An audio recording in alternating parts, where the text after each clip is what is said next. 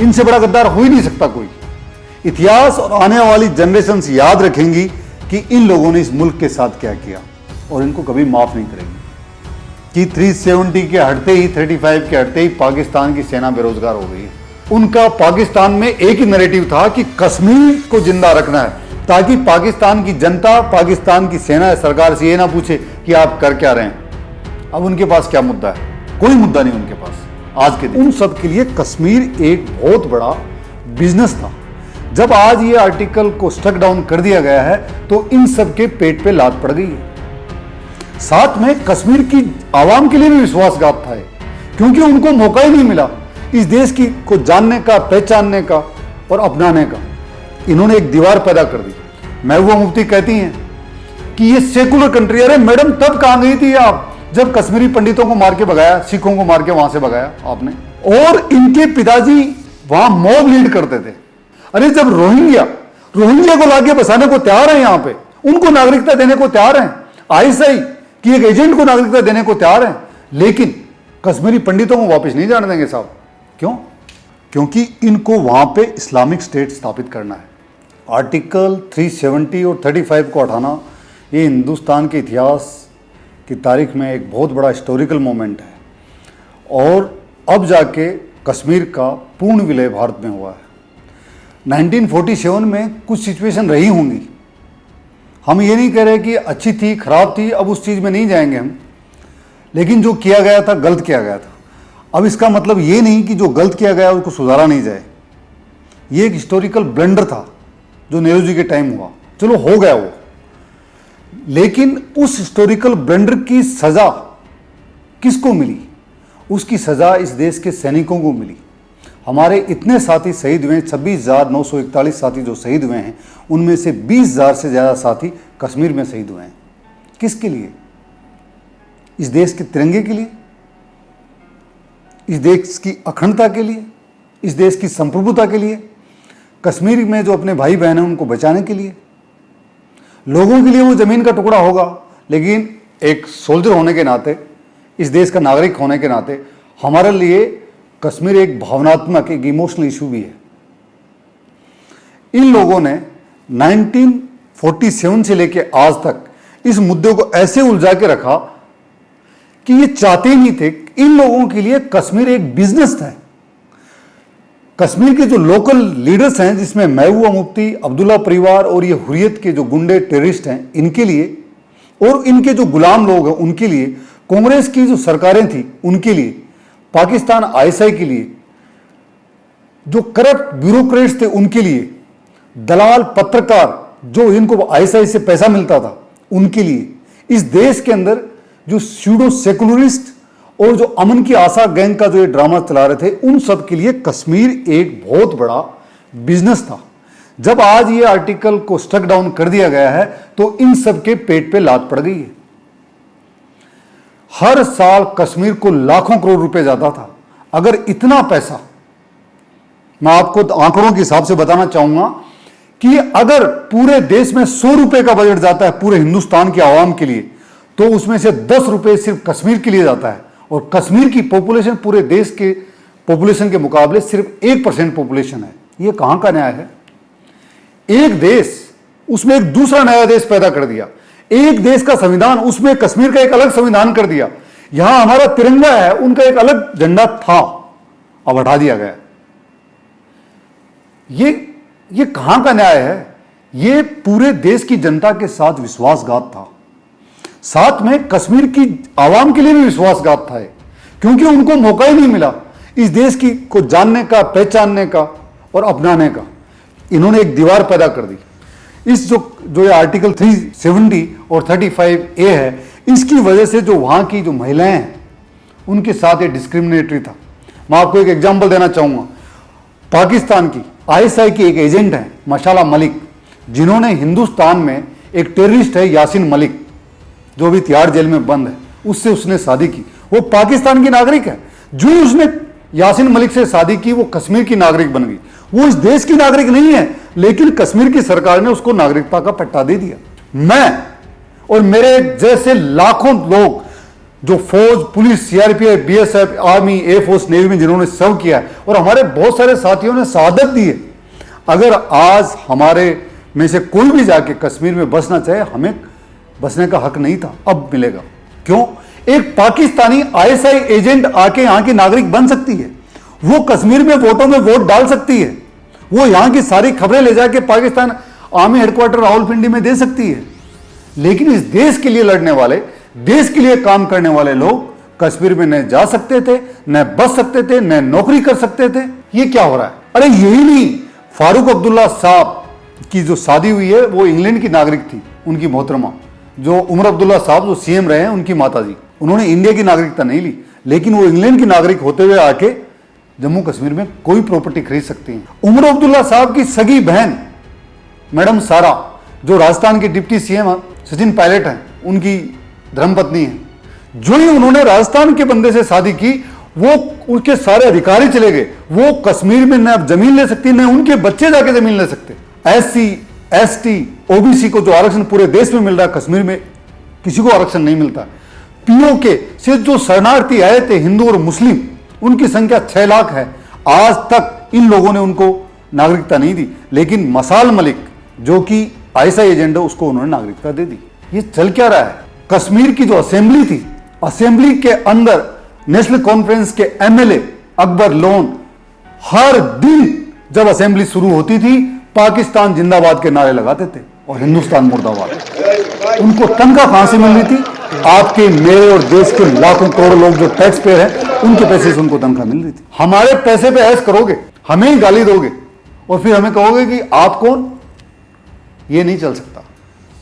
आज मुझे शर्म आ रही है जब पार्लियामेंट के अंदर कांग्रेस के नेता रंजन चौधरी, सोनिया गांधी जी पास बैठी हैं, उनके बैठे बैठे सामने बोल रहे हैं कि कश्मीर एक बायलैटरल इशू है और जब तक यूएन नहीं बोलेगा आप इसमें संशोधन नहीं कर सकते। इसका मतलब आज पूरे देश को पता चल जाना चाहिए कि ये कांग्रेस की एक साजिश थी। हम तो ये समझ रहे थे कि 370 और 35A कांग्रेस की भूल है, लेकिन आज जब उन्होंने ये कहा, राहुल गांधी का स्टेटमेंट देखिए, ट्विटर अकाउंट देखिए, अरे गलती सबसे होती है, सुधारने का मौका मिला है। मैं आशा कर रहा था कि ये लोग कहेंगे कि जो हुआ सो हुआ, लेकिन आज हम सब साथ में हैं। जब पार्लियामेंट में बैठ के ऐसी बातें करते हैं तो ऐसा लगता है कि पाकिस्तान की जो पार्लियामेंट है उसमें इमरान खान की पार्टी या जो मुस्लिम लीग है उसकी तरफ से बात कर रहे हैं। इस मौके पे हमें उन लोगों को नहीं भूलना चाहिए जिन्होंने तिरंगे को कश्मीर में जिंदा रखने के लिए अपने प्राणों का बलिदान दिया। वो सारे सोल्जर्स जिन्होंने वहां सेवाएं दी, उन्होंने अपने परिवार, अपने बच्चे, अपने माँ बाप, सबसे ऊपर कश्मीर को रखा। आज हमें खुशी है और हम इसका शुक्रिया डेफिनेटली नरेंद्र मोदी साहब और अमित शाह जी को देना चाहेंगे। कितनी छोटी सी चीज थी, जस्ट पार्लियामेंट में बिल पास करना था, और वो क्या था? एक टेम्परेरी प्रोविजन था।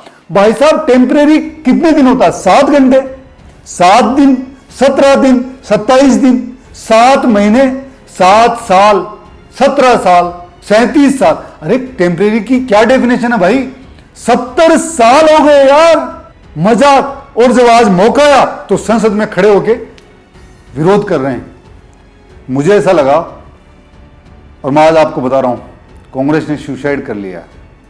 वो सारे लोग जो आज 377 का विरोध वो कर रहे हैं, या तो पाकिस्तान के टुकड़ों पे पल रहे हैं, या वो राष्ट्र विरोधी हैं, या वो अपने आप को ग्लोबल सिटीजन समझते हैं, या जिनकी दुकानें बंद हो गई, चाहे महबूबा मुफ्ती हो, उमर अब्दुल्ला हो, चाहे यहां दिल्ली की ल्यूटेंस जोन में बैठे हुए एसी रूम के अंदर, जिनको कश्मीर का क्या खैगा नहीं पता। उनको पता नहीं कुपवाड़ा कहां है, सोपोर कहां है, अनंतनाग कहां है, वेलू कहां है, नीलू कहां है, सियाचिन कहां है। यहां बैठ के बड़ी बड़ी बातें कर रहे हैं कि कॉन्स्टिट्यूशनल फ्रॉड कर दिया हमने।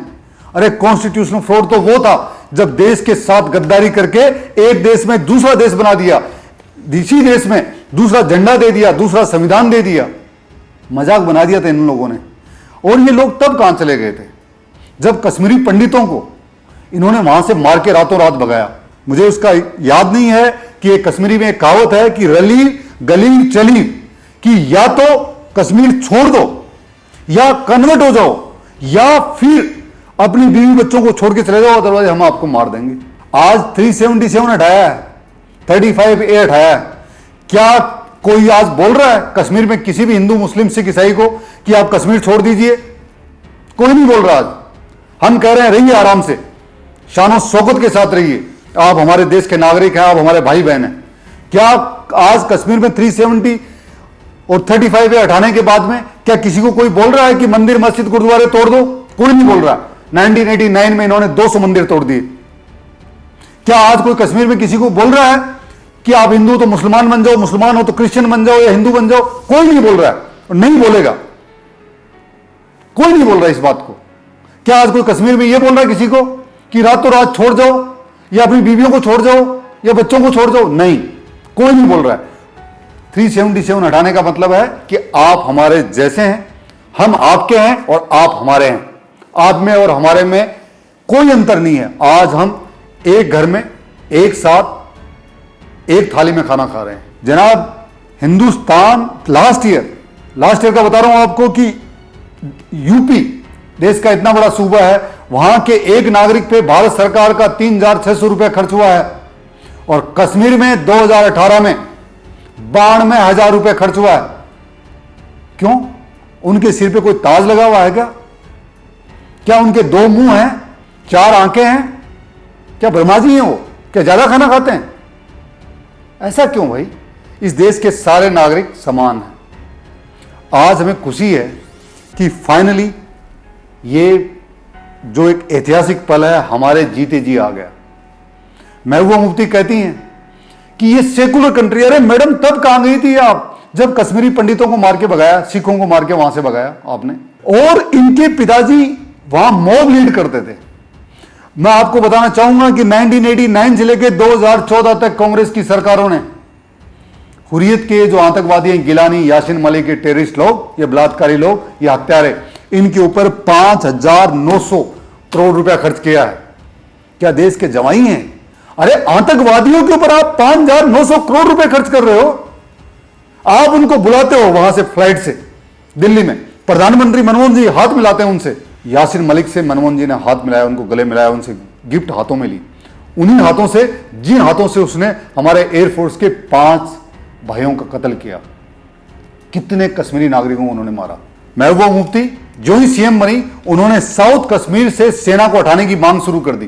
पूरे साउथ कश्मीर को उसने जिहादी बैटल जोन बना दिया। ये बुरहान वानी, ये तटपुंजे जितने भी हैं, जाकिर मूसा, ये तभी तो पैदा हुए जब महबूबा मुफ्ती का सपोर्ट मिला। जनाब, मैं आपको बताना चाहूंगा कि महबूबा मुफ्ती आईएसआई के एजेंट है। उसने एक मास्क लगा रखा है। उनके जो ट्वीट हैं पाकिस्तान रावलपिंडी हेडक्वार्टर से लिखे जाते हैं। जब उसको लगा कि उसके साथ कोई खड़ा नहीं हो रहा, पूरा हिंदुस्तान एक हो गया, तो उसने अपील की कि सारे मुस्लिम लोग हमें साथ दीजिए। हिंदुस्तान के मुसलमान देशभक्त हैं, उनके लिए हिंदुस्तान सबसे ऊपर है। उनके लिए ऐसे लोग, गद्दार लोग कहीं भी मायने नहीं रखते। किसी ने उसके लिए कोई सपोर्ट में खड़ा नहीं हुआ उसके। पाकिस्तान आज पूरी दुनिया में चीख रहा है, चिल्ला रहा है कि दुनिया के सारे मुसलमान देश कश्मीर को बचाने के लिए आगे आए, हमारा साथ दें। भाई, कश्मीर को क्या बचाना है? कश्मीर को बचाना क्या है? कश्मीर तो हमारा हिस्सा है। हम तो बात करें जो पीओके पाकिस्तान ऑक्यूपाइड कश्मीर है, वो भी हमारा हिस्सा है। अगली लड़ाई पाकिस्तान ऑक्यूपाइड कश्मीर की होगी। अगली लड़ाई जो इन्होंने जिहाद का जो थिएटर जम्मू कश्मीर के अंदर स्थापित कर रहा है पाकिस्तान ने, ये जिहाद का थिएटर यहां से उठा के हमें पीओके में स्थापित करना पड़ेगा। इन लोगों ने कश्मीर को अपने बाप की बपोती समझ रखा था। हमारी नजर में कश्मीर पे हक हर कश्मीरी, हर भारतीय का है। और कश्मीरी उतने ही बड़े हिंदुस्तानी हैं जितने हम हैं, और हम हमेशा उनके साथ रहेंगे। लेकिन अगर कोई खड़ा होके इस देश में देश को ही गाली देता है, लोग हमेशा बोलते हैं एंटी नेशनल कौन है, क्या है, क्या परिभाषा। जनाब, हमें नहीं पता एक्चुअल परिभाषा क्या है, लेकिन इतना मैं जरूर बोल सकता हूं कि 370 और 35A का विरोध करने वाले, चाहे वो मेंबर ऑफ पार्लियामेंट हो, चाहे वो पत्रकार हो, चाहे वो नेता हो, चाहे सो कॉल्ड इंटेलेक्चुअल हो, ये सारे के सारे लोग एंटी नेशनल हैं, गद्दार हैं। इनसे बड़ा गद्दार हो ही नहीं सकता कोई। इतिहास और आने वाली जनरेशंस याद रखेंगी कि इन लोगों ने इस मुल्क के साथ क्या किया, और इनको कभी माफ नहीं करेगी। और आज जो पार्लियामेंट में जो इन्होंने खड़े होके जिस ढंग से कहा कि ये तो यूएन से, अरे भाई, इसका मतलब तो आपने प्लान किया हुआ था कि इस मुद्दे को हमेशा जिंदा रखना है। इसको कश्मीर को इन्होंने, कांग्रेस ने आईसीयू में डाल रखा था, वेंटिलेटर पर लगा रखा था। और जब हमने इसको ऑक्सीजन देने की कोशिश करते हैं तो ये उसको वापस निकालते हैं और उसको कि वो जिंदा बच जाए, जिंदा बच जाए। आज हमने उसको आईसीयू से निकाल के जनता के सामने चला के दिखा दिया कि ये आदमी जिंदा है हर आदमी की तरह, और ये चल रहा है और ये मजबूत है। आने वाले 10 साल के अंदर देखिएगा आप, कश्मीर की जो समस्या है वो हमेशा हमेशा के लिए खत्म हो जाएगी। टेररिज्म सब कुछ खत्म हो, टेररिज्म की जगह टूरिज्म ले लेगा, कश्मीर के लोगों का विकास होगा। आप देखिए कश्मीर के अंदर सारे स्कूलों को इन्होंने जला दिया। महबूबा मुफ्ती, उमर अब्दुल्ला, प्रशांत भूषण, जितने ये जो पार्लियामेंट में बोल रहे हैं, बैठे हैं, इनके मुंह से एक शब्द नहीं निकला। अरे जब रोहिंग्या को लाके बसाने को तैयार है, यहां पे उनको नागरिकता देने को तैयार हैं, आईएसआई की एक एजेंट को नागरिकता देने को तैयार हैं, लेकिन कश्मीरी पंडितों को वापस नहीं जाने देंगे साहब। क्यों? क्योंकि इनको वहां पे इस्लामिक स्टेट स्थापित करना है। ये आईएसआईएस के जो फ्लैग हैं वो हर जुम्मे के दिन नमाज पढ़ने के बाद में मस्जिद पे खड़े होकर लहराते हैं, तब कुछ नहीं बोलते लोग। अयूब पंडित को मारा, पुलिस ऑफिसर अयूब पंडित को मारा, महबूबा मुफ्ती, उमर अब्दुल्ला, इनके मुंह से शब्द नहीं निकलते। लेफ्टिनेंट उमर फयाज का कत्ल किया टेररिस्ट लोगों ने।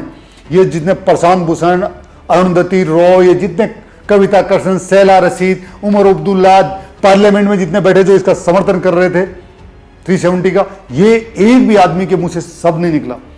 भाई साहब शब्द कब निकलेंगे? अगर आपका दर्द मेरा दर्द नहीं है तो फिर मैं कैसा हिंदुस्तानी हूं? क्या सारा का सारा ठेका सेना नहीं ले रखा है क्या सारा का सारा ठेका राष्ट्रवादी लोगों ने ले रखा है क्या सारा का सारा ठेका बीजेपी या शिवसेना या जो इनको आर्टिकल 370 को उठाने वाली पार्टियों ने ले रखा है क्या? देश तो आपका भी है, कश्मीर तो आपका भी है, तो फिर बोलते क्यों नहीं? किस चीज का डर है? क्या महबूबा मुफ्ती से सगाई होने वाली है? क्या उनके बेटी बच्चों से रिश्ते होने वाले हैं? रिश्ते टूट जाएंगे? अरे टूट जाए तो टूट जाए यार, क्या है? ऐसे टटपुंजे हजारों लोग आते हैं। इस देश ने बड़े बड़े लोग पैदा किए हैं जिन्होंने देश के लिए कुर्बानियां दी हैं। 21 परमवीर चक्र हैं, हमारे हीरो वो लोग हैं। देश की जो लड़ रहा है, देश के लिए बलिदान दे रहा है, उनके परिवार हैं हमारे लिए हीरो। देश के सैनिक हैं जो अपने परिवार को पीछे छोड़ के वहां जाके खड़े होते हैं। हमारे लिए हीरो वो नेता है जो देश की आवाज, देश की भावनाओं की कदर करते हुए संसद में छाती ठोक के कहता है कि कश्मीर के लिए जान दे देंगे, लेकिन आर्टिकल 370 हटाएंगे। सेकुलरिज्म, ये जो सेकुलरिज्म जो नाम का जो कीड़ा है, ये देश को बांट रहा है। अरे ये देश तो हमेशा सेकुलर था, हमेशा से सेकुलर था। आप देख लीजिए, चाहे चंद्रगुप्त हो, यहां बुद्ध आए, जैन आए, मुगल आए, अंग्रेज, सब पारसी सब आए, कभी किसी को तकलीफ हुई क्या? नहीं हुई।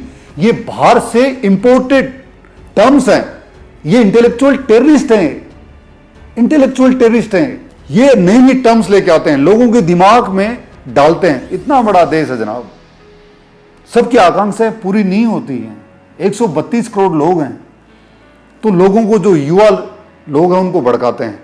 उनको सरकार, सेना, तिरंगा, देश की मान्यताएं, देश की संस्कृति, भाई भाई के खिलाफ लड़वाना, ये जो मॉब लिंचिंग का ये जो हो रहा है, किसी आदमी की कहीं किसी जगह, किसी लोकल जगह पे आपसी झगड़े अगर हो जाता है, कोई किसी को मार देता है, तो आप उसको हिंदू धर्म, मुस्लिम धर्म आपस में मत बांटो यार।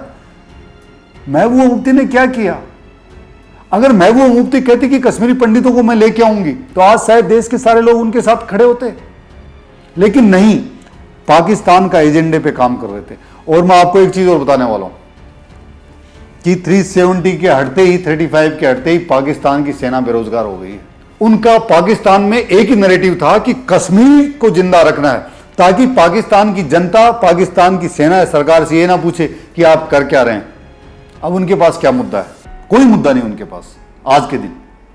और पाकिस्तान की सेना ने अपनी जो सेना की जो कार्रवाई, सेना के जो काम होते हैं, वो सारे के सारे ठेके पे दे दिए हैं इन टेररिस्ट लोगों को। हम तैयार हैं, हमारे देश की सेनाएं तैयार हैं, पहले भी थी, आज भी हैं, आगे भी रहेंगी। इस देश की सेना तो कांग्रेस के पास भी थी ना। जो आज कश्मीर में किया गया है, ये तो पहले भी किया जा सकता था ना। सेना को भेजा जा सकता था, सीआरपीएफ की 50 टुकड़ियां और भेजी जा सकती थी, पार्लियामेंट में लाया जा सकता था, लेकिन कैसे? ये तो आईएसआई के जो चीफ है, उनकी किताब का विमोचन करते हैं उपराष्ट्रपति हामिद अंसारी साहब और मनमोहन सिंह साहब। हमारे मुल्क की खूबी देखिए कि पाकिस्तान से आए हुए जो शरणार्थी थे, उनमें से जो इस देश के नागरिक बने, इंद्र कुमार गुजराल साहब और मनमोहन सिंह जी, वो देश के प्रधानमंत्री तक बने। और विडंबना देखिए कि इस देश के नागरिक कश्मीर में जाके न जमीन ले सकते, न घर खरीद सकते, न पढ़ सकते, और कश्मीर में रहने वाले लोग भी, उनकी जो बहनें हैं, अगर उन्होंने बाहर शादी कर ली तो वो भी इन सबसे वंचित हो जाएं। और पाकिस्तान आईएसआई के लोग आके यहां कश्मीरियों से शादी कर लें। जो ये लव जिहाद है ना, जो हिंदुस्तान में जो चल रहा था, ये लव जिहाद नहीं है। लव जिहाद कश्मीर में चल रहा था कि पाकिस्तान के जो आईएसआई की जो एजेंट थे, जो लड़कियां थी, जो जैसे मशाल मलिक है, उसकी मदर भी आईएसआई की एजेंट थी। इन लोगों का एक एजेंडा था कि वहां की लड़कियों को कश्मीर में, ये जो हुर्रियत के टेररिस्ट हैं, इनके सगे रिश्तेदार, महबूब मुफ्ती, ये जितने भी जो लोग हैं, ये पूरा जो गैंग है, इनसे शादी करवा दो और वो यहां आ जाए, यहां की नागरिक बन गई। फिर तो रोजमर्रा यहीं रहेंगे, यहां इनके पास मोबाइल है, सब कुछ है, मैप है, पूरे देश की सारी खुफिया जो जानकारी है वो सारी की सारी आईएसआई को day to day, minute to minute basis पे देते थे लोग। और ये लोग बोल रहे हैं कि नहीं, कॉन्स्टिट्यूशनल फ्रॉड है। हम इनको चैलेंज कर रहे हैं। जिसको लगता है कॉन्स्टिट्यूशनल फ्रॉड है, हमने कॉन्स्टिट्यूशन के थ्रू जाके इसको चेंज किया है। अगर जिनको तकलीफ है तो भैया जाके चुनाव लड़ लो, नई सरकार बना लेना, और तुम्हारे में दम हो तो आके 370 को वापस लागू कर देना। इस देश की जनता कभी माफ नहीं करेगी इन लोगों को। अगर इसको गद्दारी है, इसको राष्ट्र विरोधी काम नहीं कहेंगे तो फिर और क्या है राष्ट्र विरोधी? क्या राष्ट्र विरोधी वो है जो पार्लियामेंट पे खड़ा होकर रोजाना झंडा काटे या आग लगाए? ये तो 132 करोड़ लोगों के साथ नाइंसाफी थी। ये तो कश्मीरियों के साथ भी नाइंसाफी थी। ये तो जम्मू के लोगों के साथ भी नाइंसाफी थी।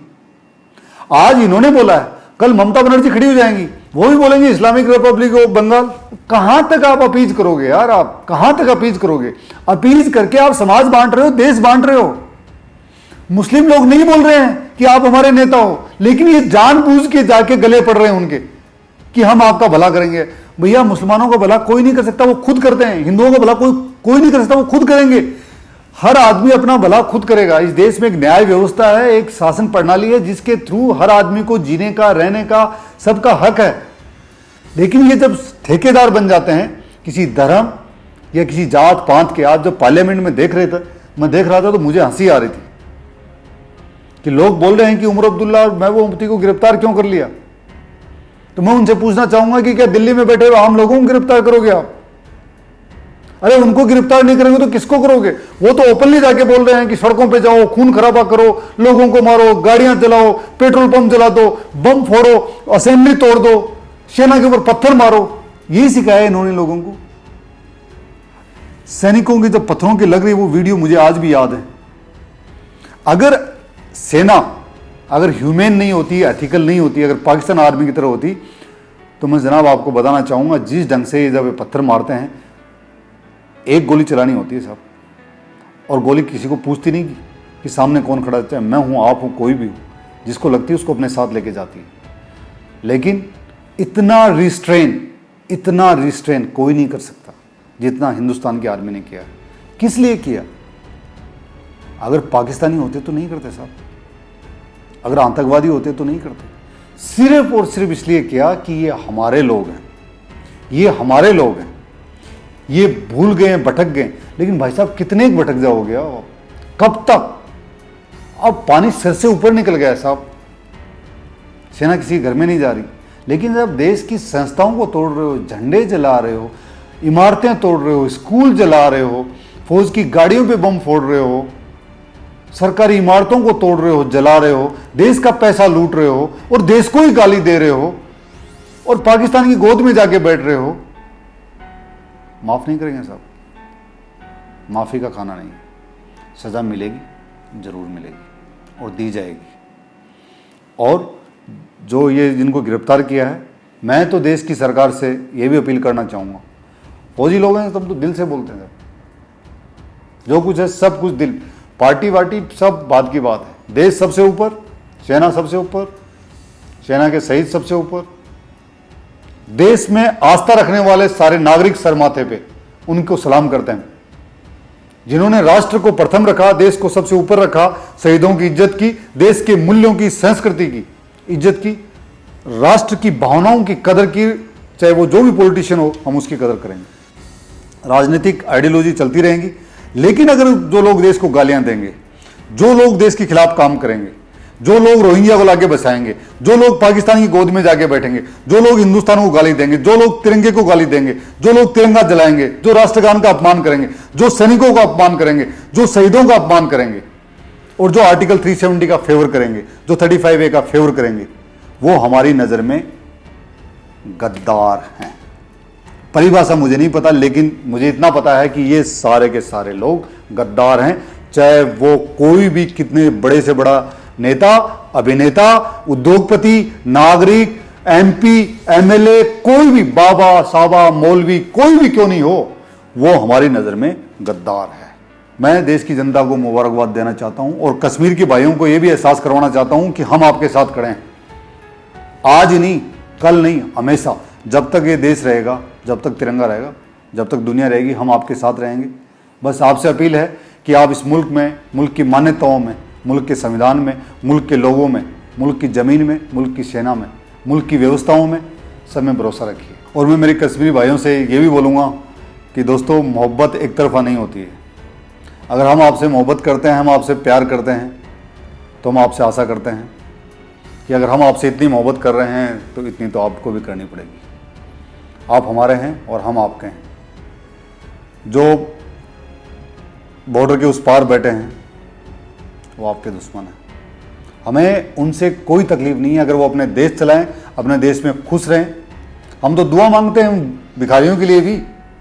हम तो इन पाकिस्तानी भिखारियों के लिए, टेररिस्ट लोगों के लिए भी इनकी दुआ मांगते हैं कि भगवान खुदा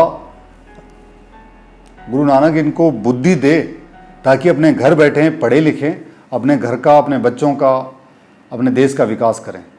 लेकिन आपसे हमारी अपील है कि आप हमारे हैं, हमारे साथ रहिए, हम आपके साथ रहेंगे। और हम कश्मीर को, जो किसी ने सही में कहा था कि जन्नत है, जन्नत था नहीं, जन्नत को उजाड़ दिया था इन 370, 35A, इन हुर्रियत, महबूब मुफ्ती वाला जो गैंग है, और जो पुरानी जो सरकारें थी इन लोगों ने, और जो ISI के जो दलाल थे, जो बिके हुए पत्रकार थे, बिके हुए वो जो लोग थे, जो उनके जाके चरणों में बैठते थे, जो ये मीडिएशन करने वाले लोग थे, इन्होंने सब कुछ बर्बाद कर दिया था। लेकिन अब हम सब मिलके कश्मीर को वापस जन्नत बनाएंगे।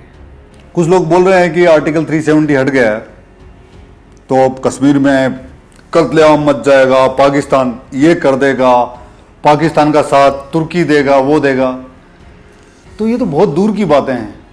सबसे पहले मैं लोगों को ये भी बोलना चाहूँगा कि जो डोनाल्ड ट्रंप हैं, उन्होंने भी कहा कि मैं कश्मीर पे मीडिएशन करना चाहता हूँ अगर इजाज़त हो तो।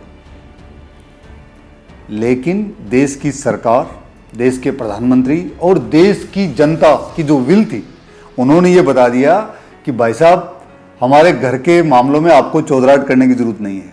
हम इतने सक्षम हैं कि हम अपने दम पे अगर हम चाहेंगे तो हमारी प्रॉब्लम्स का सोल्यूशन हम खुद ढूंढ लेंगे। और आर्टिकल 370 और 35A को स्ट्रक करके और कश्मीर के 2 टुकड़े करके पूरी दुनिया को ये मैसेज दे दिया कि मीडिएशन कुछ नहीं है, हिंदुस्तान का इंटरनल मामला है। हाँ भाई, अगर डोनाल्ड ट्रंप साहब को चाइना और कोरिया के बीच में अगर मीडिएशन चाहिए तो अमित शाह जी या मोदी जी या हिंदुस्तान के जो कोई भी मिनिस्टर हैं, जयशंकर साहब, कोई चले जाएंगे, आपका मीडिएशन हम जरूर करवा सकते हैं। काहे का मीडिएशन? उनको लगता है कि वो विश्व शक्ति है। हिंदुस्तान आज के दिन विश्व शक्ति है। यहाँ का जो युवा है वो पूरे दुनिया पर राज करने वाला है अगले 20 साल के अंदर। सुपर पावर हिंदुस्तान और चाइना है। कौन होता है अमेरिका? कभी हमने तो नहीं कहा अमेरिका को कि हम आपके बीच में मीडिएशन करेंगे। यहाँ इस देश के अंदर कुछ लोग बैठे हैं जो जिन्होंने मीडिएशन इंडस्ट्री खोल रखी है। वो यहाँ से जाते थे, एक जत्था भर के जाता था प्लेन के अंदर, सरकारी खर्चे पे, एयर इंडिया के प्लेन में बैठ के जाके हुर्रियत के दरवाजे खटखटाते थे, गिलानी के, उस चोर, उस आतंकवादी, रेपिस्ट के। हमें आपसे मिलना है, हम हिंदुस्तान से, हम दिल्ली से आए हैं। ऐसे ऐसे लोग बैठे थे पिछली सरकार में। मणिशंकर ये जब लेके जाता था यहां से लोगों को, फिर वो आतंकवादी, उसकी हिम्मत देखिए, इनको गेट से भगाता था। ये बेशर्म लोग फिर भी जाके उसके पैरों में गिर रहे होते थे कि बातचीत से रास्ता सुलझाएंगे। अरे बातचीत से 47 से लेके आज तक 70 साल हो गए, कौन सी बातचीत भैया, कौन सी कहानियां सुना रहे हो मनोरमा की आप? कौन सी कहानियां सुना रहे हो? ये कोई चंपक है क्या कोई जो बच्चों को कहानियां सुना रहे हो आप? कौन सी बातचीत आप? फिर उनको यहां लेके आते थे अमन की आशा कि शांति बहाल होगी, पाकिस्तान के लोग ये। भाई साहब, शांति बहाल सेना करती है। Violence is bad. As a soldier I can say, because we lost our brothers, और उसका दर्द हमें है और उन भाइयों के परिवारों को हमेशा रहेगा। We know the violence is bad, लेकिन अगर जरूरत पड़ती है ऐसे लोगों के खिलाफ अगर वायलेंस करने के लिए, to finish the violence permanently, violent scenario permanently, you have to create a bigger violence. Mahabharat में आपने देखा कि जब सारी सीमाएं क्रॉस हो जाती हैं तो फिर महाभारत होती है। फिर ये देखा नहीं जाता कि अब सामने कौन खड़ा है, फिर लड़ना पड़ता है धर्म के लिए, देश के लिए, राष्ट्र के लिए, सम्मान के लिए, इज्जत के लिए, आने वाली पीढ़ियों के लिए आपको लड़ना पड़ता है। चाहे मैं लड़ूं, चाहे आप लड़ें, चाहे आने वाली हमारी संतानें लड़ें, चाहे हमारे पुरखे लड़े, लड़ना तो पड़ेगा। और ये एक सही राष्ट्र पुरुष का निशान है, राष्ट्र के नागरिकों की निशानी है, जो सच्चे देशभक्त लोग हैं, कि जब समय की मांग हो तो बलिदान देना पड़े तो देना चाहिए, और वो देते हैं और दिया है। दोस्तों, ये नया भारत है, ये देश के राष्ट्रवादी युवाओं का भारत है, और जितने जो गद्दार लोग और जो राष्ट्र विरोधी लोग और जो दलाल पत्रकार आईएसआई के टुकड़ों में पलने वाले लोग जो इस देश में बैठे हैं, मैं उन लोगों को एक चीज़ और बताना चाहता हूँ कि जब देश के प्रधानमंत्री श्री नरेंद्र मोदी डोनाल्ड ट्रंप की हैसियत को और उनकी औकात को एक हफ्ते में नाप के इतना छोटा करके उसका सॉल्यूशन दे सकते हैं कि मैं मीडिएशन करूंगा, और नरेंद्र मोदी ने कहा आप क्या मीडिएशन करेंगे, हम कश्मीर के 2 टुकड़े कर रहे हैं, आर्टिकल 370 हमेशा के लिए हटा रहे हैं, 35 उठा के फेंक रहे हैं। तो इन गद्दार लोगों से मैं इतना ही कहना चाहूंगा कि आपकी तो कोई औकात ही नहीं है। अभी भी अगर आपको समझ नहीं आ रहा ना, तो आप जैसा पागल आदमी अफीम के नशे में मैंने जिंदगी में नहीं देखा। फिर अभी भी मौका आपको, ये देश आपका है। गलती होती है लोगों से भाई, होती है, मेरे से भी होती है, आपसे भी होती है, हमारे बुजुर्गों से भी हुई है। लागू है गलती, गलती तो इंसान की फितरत में है। अगर अभी भी आपको समझ में आ जाए ना, जो देश के खिलाफ लड़ने वाले ये एंटी नेशनल लॉबी है, टुकड़े टुकड़े गैंग, ये प्रेस्टिट्यूट्स हैं, जो गद्दार लोग हैं, मैं अभी भी हाथ जोड़ के अपील करना चाहता हूं कि अभी भी अगर आपको समझ में नहीं आया तो समझ लीजिए कि जब जो आपके, जहां से आपके एनजीओ को पैसे आते हैं ना, जितने भी जो ये लेफ्ट लिबरल्स के जो जितने एनजीओ बने हुए हैं देश में, जिनको अमेरिका से पैसा मिलता है, मैं आपको बोल रहा हूं, जब आपके आका साहब हैं डोनाल्ड ट्रंप साहब, उनको उनकी औकात एक हफ्ते में बता दी, तो अब आप समझ जाइए कि नरेंद्र मोदी कौन है, उनका क्या विचार है, वो क्या चाहते हैं, और वो किसके लिए खड़े हैं और किस चीज के लिए लड़ रहे हैं। वो उनका एक सपना है कि राष्ट्र प्रथम, एक भारत और श्रेष्ठ भारत। अगर आप उसमें आगे शामिल होंगे तो आपका स्वागत है, नहीं आने होंगे तो भुगतेंगे आप। मैं आपको बता रहा हूं, आप जितना चीखना चिल्लाना है, आपका गले के जो टोंसिल है ना, ये सब खराब हो जाएंगे कुछ दिनों में। अभी भी आपसे हमारी अपील है कि आप मुख्य धारा में आइए। आप जो राष्ट्र की मुख्य धारा है, जो राष्ट्र प्रथम की धारा है, जिसमें समाज, सब नागरिक समान नागरिक, सारे हिंदुस्तानी हैं, सारे भारतवासी हैं, उस धारा में आइए आप ये छोड़ दीजिए हिंदू मुस्लिम सिख ईसाई, ये बांटना वाटना सब छोड़ दीजिए। ये ड्रामा ना, अपनी ये दुकान ऑलरेडी बंद हो गई है, इसको बिल्कुल बंद करके ताला लगा के छोड़ दीजिए उसको। आपका स्वागत है, और हम कुछ नहीं कहेंगे, क्योंकि आप हमारे देश के नागरिक हैं भाई साहब। आपसे अपील है कि आप इस पे गौर फरमाएंगे, अगर आप आएंगे तो स्वागत है तहे दिल से। जय हिंद, जय भारत।